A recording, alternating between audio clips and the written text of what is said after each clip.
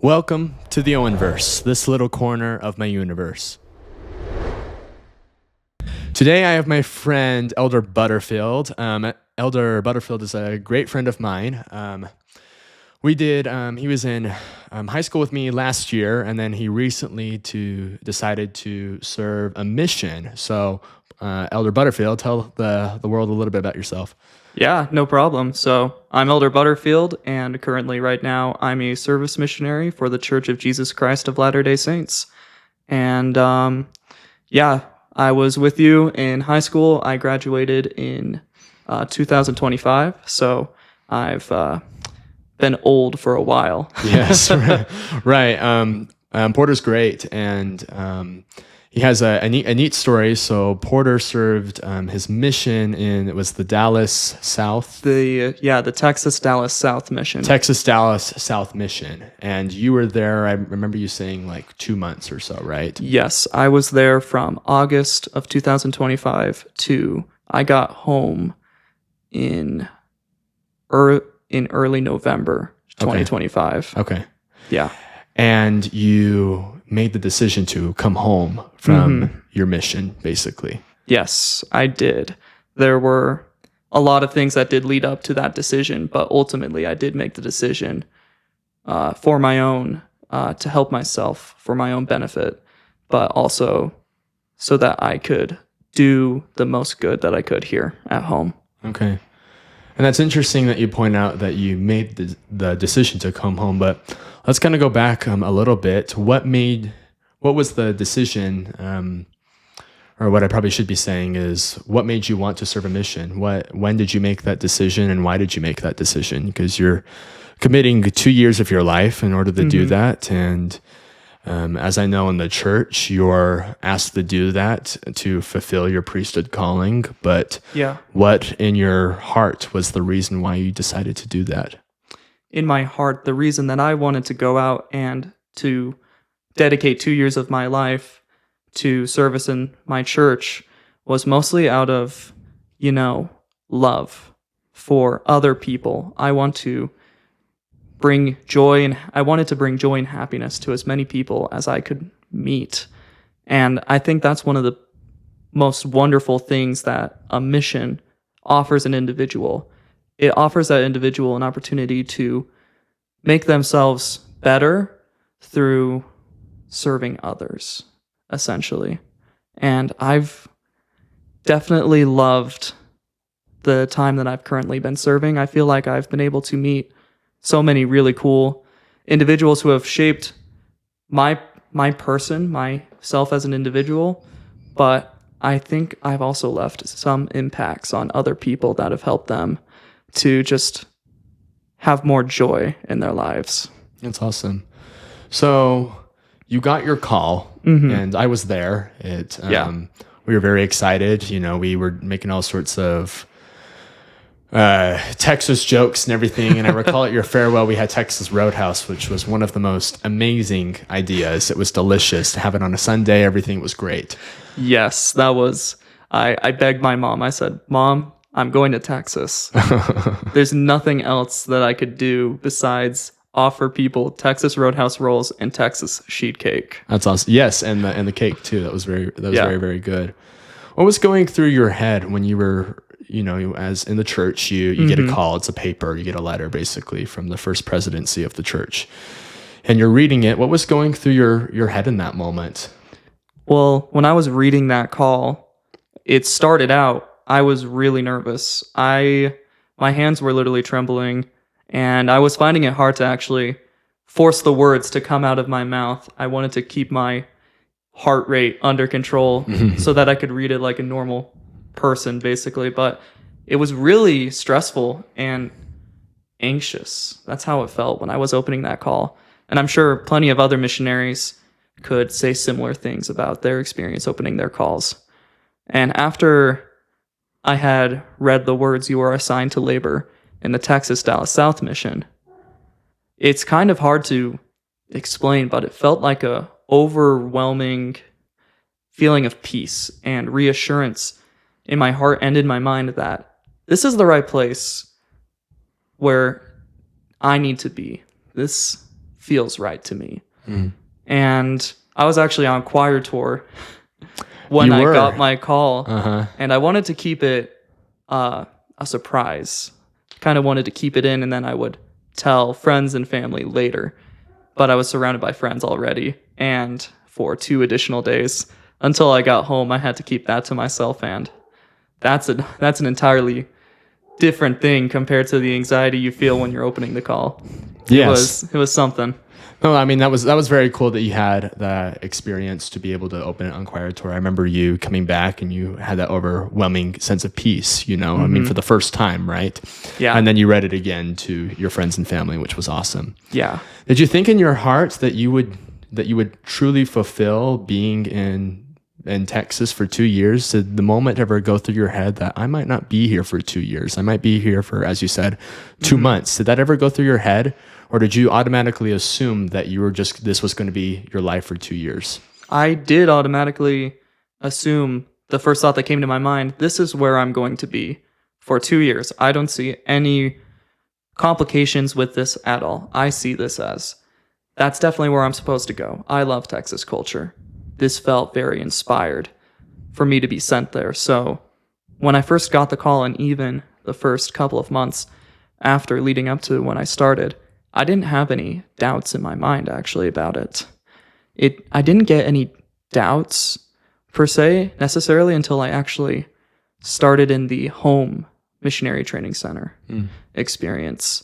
It was the second day where I felt overwhelmingly, in my mind, I can still remember how I felt. I just felt like this is awful. I'm not going to be able to do this, because after getting a taste of what I actually had to do was like, I felt so incapable of living up to the task that they were asking me to accomplish.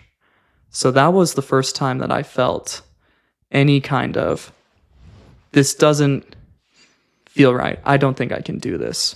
But I still decided to keep pushing forward and trust that things will work themselves out. That's awesome. And that's a great testament to your faith. And I find it interesting because you came into your mission pretty bold. Like, I can do this, or it's going to be hard. I'm going to feel this and such.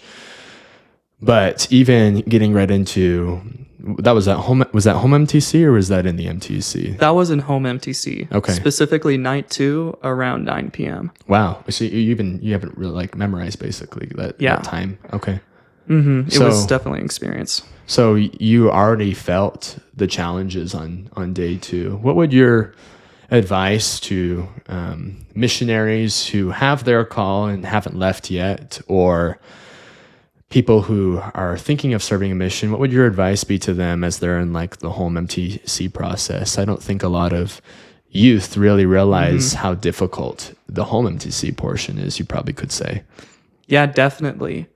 With the home MTC experience, it's really, you feel out of place within your family, because your family is still going around about doing their daily activities and things that they need to get done, while you, as a missionary, specifically in the home MTC, you're sitting behind a computer on a Zoom call for up to 6 hours or more a day.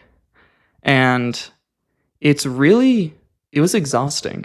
I would finish every day of home MTC exhausted, wiped out. So that 10 o'clock bedtime didn't sound too bad. Yeah, no, I'm sure. I mean, I think the bedtime portion and all the things that they ask you to do on the mission is for your benefit and stuff. So that's great advice. And I think as someone who, like myself, who wants to serve a mission, I think that's something that I should be thinking about a little bit, because that's really the first step. It's kind of the first thing that changes is the home MTC portion. And it is. Not a lot of people realize that. They think it's like back in 2020 when they go back on Zoom. But as you mentioned, it was exhausting and uncomfortable in the sense that your family was just kind of going around you, and normally you would be involved with your family, right? Yeah, I felt very disconnected from my family and from my friends. I had two of my good friends, Thomas Bench and Hudson Price. They came over and visited me about 2 days before I left. And I think that's when it really set in, like,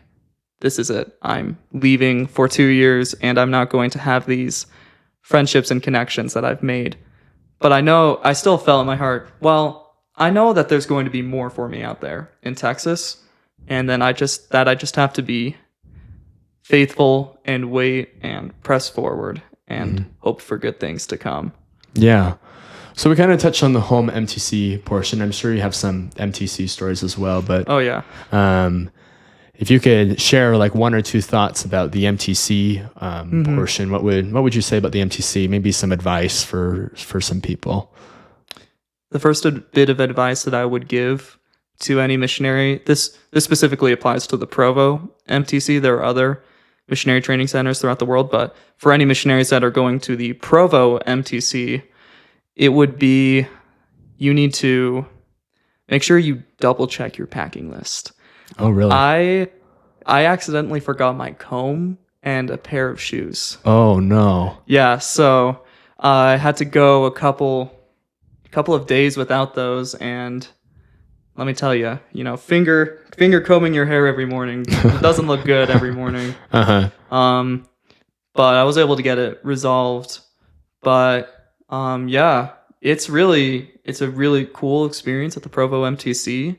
I got to meet a lot of cool people and hear a lot of really powerful perspectives and testimonies about why people are out there, why they decided to dedicate 18 months or 2 years of their lives. So it was really cool.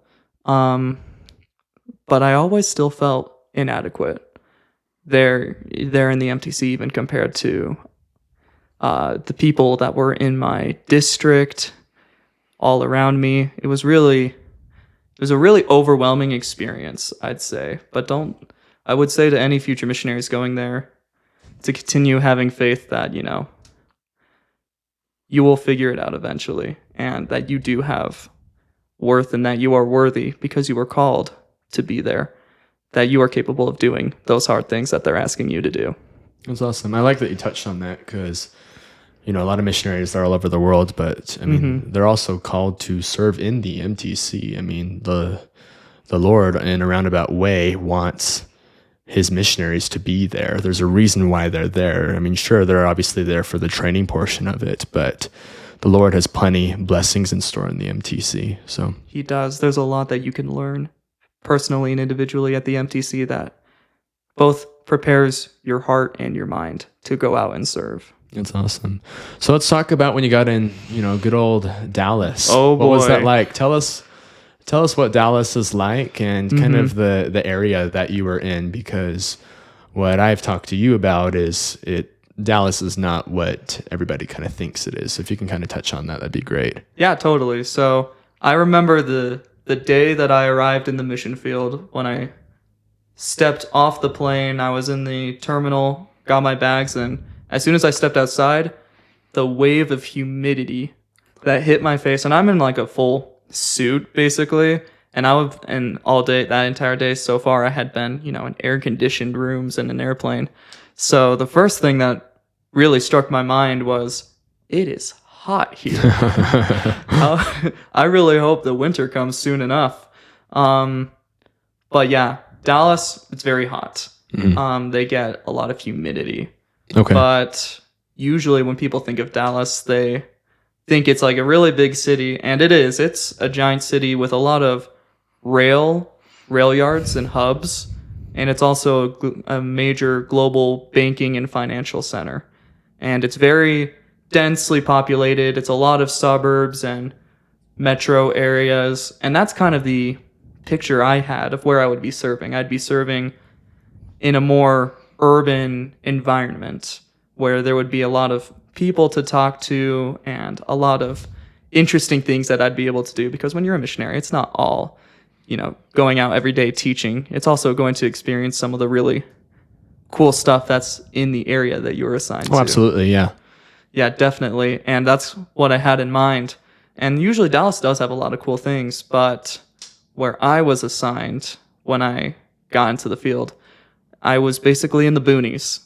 Okay. I was in the middle of nowhere, about 2 hours southeast of Dallas. So it basically was the Dallas South mission. It was very south. It was I was in one of the southernmost parts of the mission boundaries. Okay. And it was this little town. It's called Palestine, Texas. And it's only a small town population, maybe close to 18 to 19,000 Oh, wow. Okay. people. But like, not kidding you, there were so many different Christian denominations that were based in that tiny town. Wow. You had evangelists, you had Catholics, you had Protestants, you had even Orthodox. And of course, there was also the Church of Jesus Christ of Latter-day Saints there as well. But it was a really, really diverse, blue collar, redneck town. Okay. Would be the safe word to say to describe that town. Wow. So were you only assigned with your visit in Dallas? Were you only there in Palestine? Was that the only town that you were in? So is that basically the only part of, like, did you have anywhere else? Were you only in that small town with 18 and 19,000 people? I was only in that small town. I only spent a night in Dallas at the mission headquarters, and then I grabbed my bags again. It felt like I was leaving the MTC, and I drove 2 hours south. But I did stop at Buc-ee's, so I mean, that's a benefit. But yeah, I did spend the entirety of the 2 months that I was there in Texas. They were all spent there in Palestine. Okay, wow. So that town, I mean, it's probably, that town, you're probably going to visit it probably later at some point in your life, and you're going to be like, this is where 2 months of your life was, a little bit. So like my dad, for example, he served in Honduras, and it was like the San Pedro Sula mission or whatever, very, very sketchy town. And our choir teacher, Mr. Bingham, actually served in the same mission as my dad. And you should hear his experience about it, actually, if you're watching this and you're in the choir department at Bingham. But it's he had to come home for some back problems, and he got reassigned in Oklahoma. And he's always mentioned on wanting to go back to Honduras and how a nostalgic town it is and everything for him, because he wasn't there for very long. He was there for like 6 months or so, but it definitely kind of has a unique feeling to be reassigned somewhere else. So yeah, it is. But let's kind of dive into like the converting part of it. That's I mean, you're called to serve. That's your job as a missionary, but also you're trying to convert people to the church. I mean, do you have any cool stories, or maybe like the first attempt of a conversion to somebody, like anything like that you can maybe think of? Yeah, definitely. I would just say it's not necessarily that we're there to convert people to our church as an institution, organization, but it's to share the light of the gospel of Jesus Christ specifically. Okay. And there are a lot of people there in Texas. Texas is very Christian. They love Jesus. And so we don't start with the conversations about like, do you know about Jesus Christ? And all that. But I do remember the first day that I got there to Palestine, and basically we were walking around this really sketchy apartment complex. It was very run down. There were cockroaches all over. Oh, wow. And I remember there were 2 cars, and these people, they were trying to jumpstart the car. And then me and my companion, we were like, let's go talk to them, see if they need any help. So we walk over there and we're asking, hey, do you guys need any help jumping the car? And they just straight ignored us. Like, it's not like they recognized our presence and then they were like, yeah, no, we're good. They didn't even look in our direction when we were right next to them. It was really, dang, okay. Wow. Did you think did they see your tag or anything, or were they just straight up ignoring you as if you weren't even a missionary? I think I couldn't be sure to tell, but it was definitely, I think, the missionary tag and 2 dudes in white button-up shirts and ties coming up to them, probably a little strange sounding. So I think that might have been the reason why. That's a lot of the reason why people kind of avoid missionaries, is because they're afraid they're gonna talk to them and try and change their ways.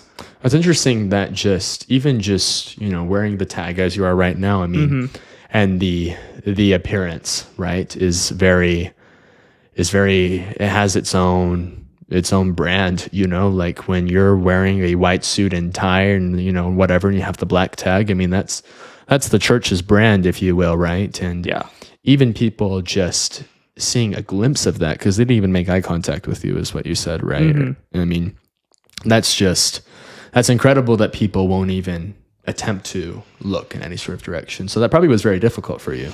Yeah, definitely. It felt very isolating.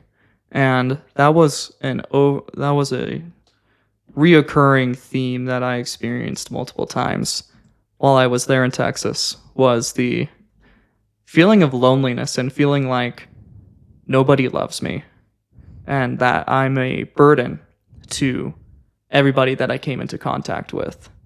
It's a really hard thing to experience, and I wouldn't want to wish that on anybody. And I know there are plenty of people that do experience those feelings a lot, and it's a hard thing. And having experienced that was just a small taste, but when you have similar experiences like that over and over again for an extended period of time, that starts getting to you. That starts affecting not just like your mind and your attitude, but also like in your heart, you feel worthless. And that's a really hard emotion. Especially when your goal as a missionary is, I mean, a part of it could be trying to make people not feel that way. Yeah, and definitely. It's very hard to make someone feel worthy if you're not feeling worthy in one's own heart, and I'm sure that was probably very, very difficult to be able to do that, right? Yeah, it was always a mental battle to hype myself up and to just try and put on a happy face every time I would step out of the car to go out and talk to people. It felt like I was putting on a performance every time that I stepped out of the apartment or the car to go and do what I've been asked to do and what I've been entrusted to do. So having those feelings was really difficult to experience as a missionary. It made me feel like I wasn't fulfilling my call, my purpose as a missionary. So that was really difficult. And that's a very hard thing. I mean, there's so many factors that kind of contribute to that. I mean, you should feel like you should be able to be yourself, right? In a scenario like that. Absolutely. But at the same time, it can be very difficult to do that. It's a very difficult thing to, I mean, as we know, the Book of Mormon, the musical, right? I mean, you see that musical, right? And they have this stereotype that they're always happy, bubbly, energetic, young individuals who will stop at nothing to just help bring a smile to your face. Definitely. Exactly. It's a stereotype for sure. I think something this is probably you could testify to, but you're human when you're out there still. And you think when you go on a mission, you just kind of become perfect through the process, but you're still going to make mistakes. And I'm sure you made some mistakes on your mission. And certainly. I'm not saying that as a dig on you. I'm just saying that everyone makes mistakes, right? Everyone makes mistakes. We're human. Yeah. And, as much as a missionary from a general standpoint, they seem like they're perfect and that they've got it all figured out. That's absolutely not true, because missionaries, people who wear the name tag, are still people, and they still have regular emotions just like you and I. Yeah. And they go through hardships and difficulties that may be unseen every day. And just because you're experiencing those feelings doesn't mean that, someone else is. Yeah. So for anyone that would feel like their problems and the issues that they have make them unworthy or feel unworthy to be loved, it's not true. Everyone is going through something, and it's just an experience that everyone goes through. That's awesome. That's a great. That'd be great for my audience to hear. I mean, a lot of my audience, they're in the process of getting missionary calls and stuff, and I think they'll be thrilled to hear that. And it's a reassuring thing. So, yeah, definitely. Well, let's talk a little bit about your coming home story, your quote unquote homecoming to a postponed homecoming, right? Definitely earlier than expected, but right. Yes. So you mentioned that the worthiness was a big thing, but another discussion that we had was you got some sort of disease, is that right? Yes. Okay. I experienced a number of, you wouldn't expect this to happen in such a short period of time. Many moments like that in my two months that I was there. But yes, I did get, while I was there, I got this disease called hand, foot, and mouth disease. And it's kind of interesting. It's an interesting disease. What it does basically is your hands and your feet, the nerves in them are always super sensitive. Anything to the touch hurts like crap. And your hands get covered in sores and welts, and it's alongside those conditions, you also have, regular symptoms of the flu as well. So I had that, and that's normally a disease that only young children normally get. Okay. Like take 5 or 7 year olds. But if you don't get that as a 5 to 7 year old, the odds are they're near impossible that anyone older than that is to get that disease. And I was 18 and I somehow got that disease. And when I had contacted the missionary health coordinator, she was flabbergasted. She didn't know how on earth I could have gotten that disease. And because of that, I spent a week almost stuck in my bed. Oh, wow. Because it hurt to walk, because of the fired nerves in my feet, I couldn't walk. So basically your hands and your feet were extremely sensitive. That was kind of what the disease did to you. Okay. Yeah, and anything to the touch would hurt a lot. Wow. Okay, so that's kind of important because, even if you wanted to walk on your hands, you couldn't even walk on your hands. You can't alone walk with your feet and everything. And there's so much walking that goes on in a mission. You do a lot of walking, and I'm sure. True. Did you guys do biking over there? Was that ever a thing? Not in my area because it was too dangerous to bike. Oh, really? The regular speed limit, the minimum speed limit was 30 miles per hour. Oh. And that's like in a residential area. Okay. And there are no sidewalks anywhere in that town. Yeah. You would have to be riding on the road, and everything's so far between each other that it wasn't even logical to ride bikes in that mission. So yeah, I guess that would probably make sense because we'd get a really good leg day workout. Yeah. But no, we had a Toyota RAV4 that we drove around. Nice. We racked up a lot of miles on it. So I'm sure. Yeah, that's awesome. Well, great. So, basically, when was the moment you realized you needed to come home? Because it's kind of a very vulnerable thing for you to do. Because as we talked about in the beginning, you could see yourself in this mission for 2 years. You're not going to go anywhere else, and then you came home, and that's in a moment like that for me. That would be very I'd be very flabbergasted because I'd be like, I committed to this. I was going to do this. Like, I'm not going to do this. And there's a little bit of some a shame portion of it. You could probably argue that some members will kind of feel, there's kind of been moments in the church.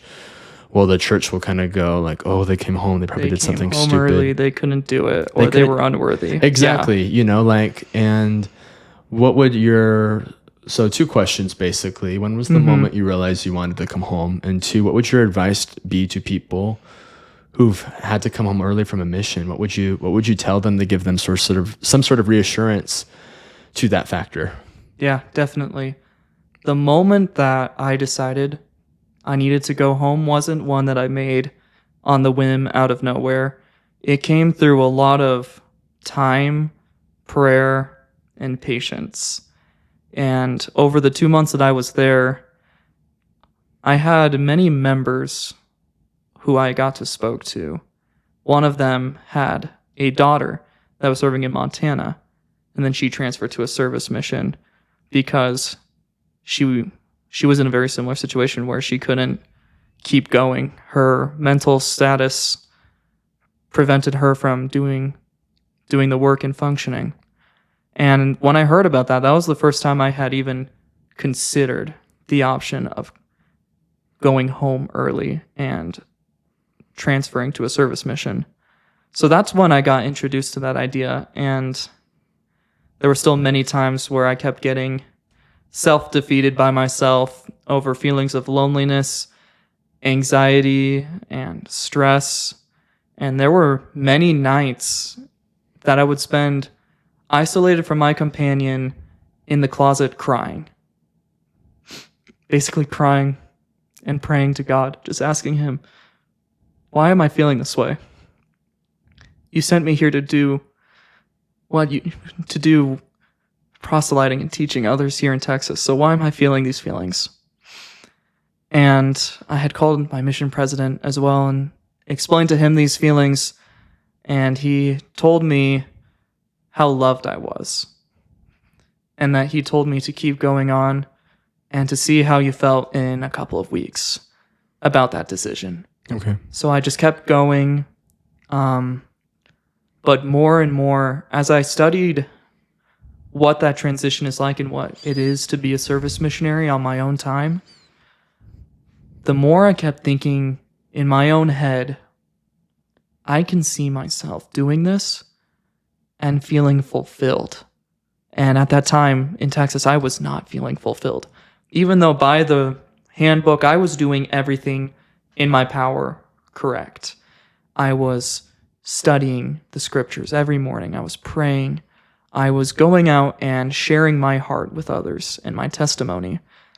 But still, I felt more and more incapable. That there's more that I can do as a service missionary. I kept having those feelings over and over again. And then a couple weeks later, it was another night where I was in the closet. We moved to a new apartment because there was a whole situation where we had to be in a new apartment. So there was even the added stress of moving all my stuff again. That was the third time in this period of a month that I've had to move all of my stuff and pick up and be in a new place. I was still in the same town though, just in a different apartment. But I was in the closet again and I couldn't do it. I called my mission president again and told him how I was feeling, and he said, Elder Butterfield, I think the Lord needs you elsewhere. I think you need to be reassigned to be a service missionary and go back home where you can have the support from your parents, and that way you can feel like you have a net to catch you if you ever fall again. And after that, I got to call my parents. And the first words that came out of my mouth, it felt like guilt. I felt so awful that I couldn't do what I had been asked to do in Texas. I had such an overwhelming guilt. And when I called my parents, the first thing I said was, please don't be mad at me. Those are words I never thought I'd have to say when I told them I was going to be coming home. Mm-hmm. And the first thing that they said to me was that they loved me so much. And they're so excited for me to come home. After that, I couldn't stop smiling. I felt so happy about it. Sorry. Kind of tearing up here. No, you're great. You're great. But in my heart, I just knew this is right. I feel like it's going to be okay.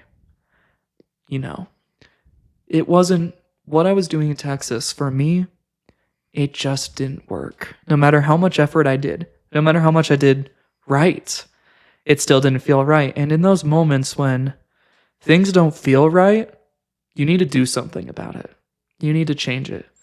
But you can't just do that on a whim. You have to really think about it and consider all of the options. Because there was also the option I had of just stopping altogether. Just asked to be released and to come home and move on with my life. Yeah, that could have been an option. But I didn't feel in my heart and through all logical thinking, that's not the right step.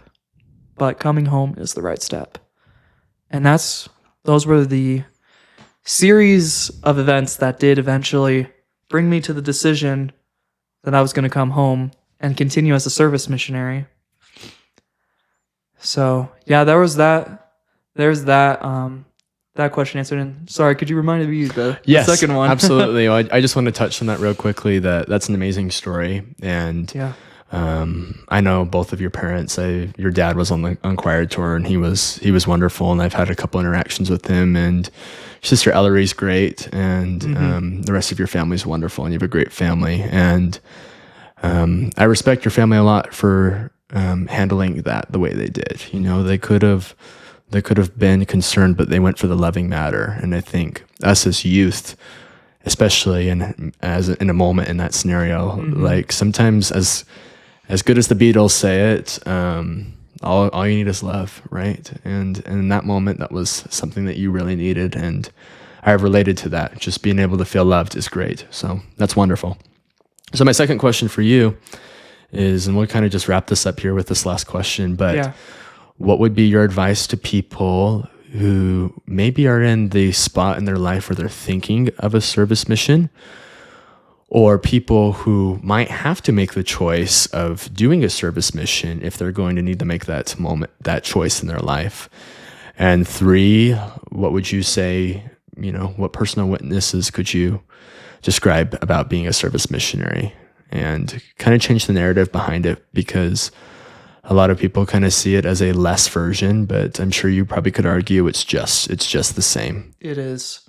Yeah, definitely. For people who I know plenty of people who feel the stress and anxiety just about the thought of serving as a proselyting missionary. And like the point that you just made, I would like to say that a service mission is no less of a mission than a proselyting one is. A service mission is still you dedicating your time to a cause that's not about you at all. It's to serving others and to bring happiness and joy everywhere you go, and to be a representative and a disciple of Jesus Christ. And I would say to anyone who may be considering a service mission over proselyting, I would say pray about it and reason out in your head all of the options. And if it feels right to you through prayer and through logical deduction, then I'd say go for it, because it's truly a really rewarding experience. I've gotten to meet so many wonderful individuals here as a service missionary that I would never have had those opportunities to shape who I am, the choices that I make now, and the choices that I'll make in the future. I would not have had those experiences if I had stayed in Texas. When I came home, I've been able to learn and grow so much more. And that's one thing that a mission does for an individual, is to help you grow into the best version of yourself you can be. Even if you don't gain anything spiritual out of it, you learn super important principles that will help you in adult life and will help you be successful. So I would say to anyone who is considering, a mission is always worth it if it is the right choice for you.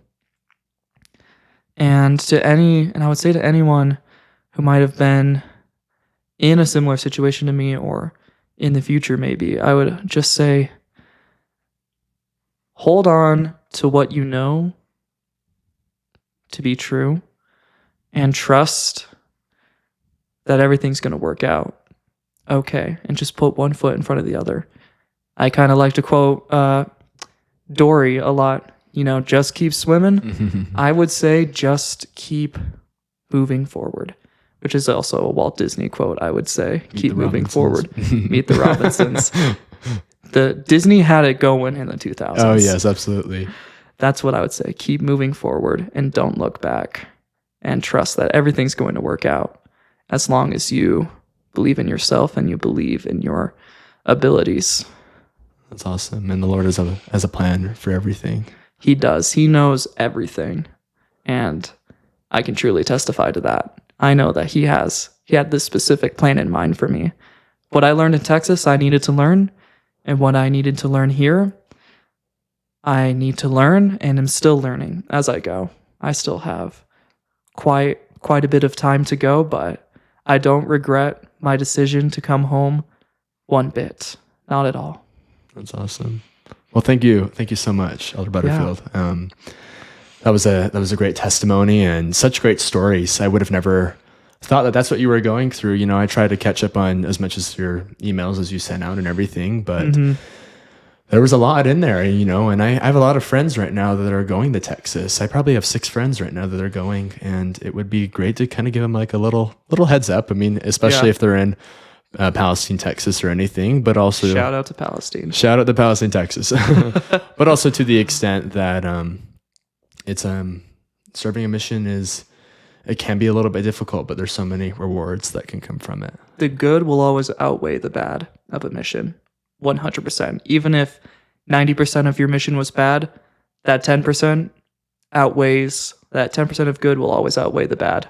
That's awesome. Awesome. Well, thank you so much for tuning in to the Owenverse. I'm Owen Jeffries, and if you're watching on Spotify, please follow and share this out. This podcast is a real thing now, and please subscribe on YouTube and try and get this message out and share this to anyone who could need this message. And so thank you for tuning in to the Owenverse, and this is the Owenverse.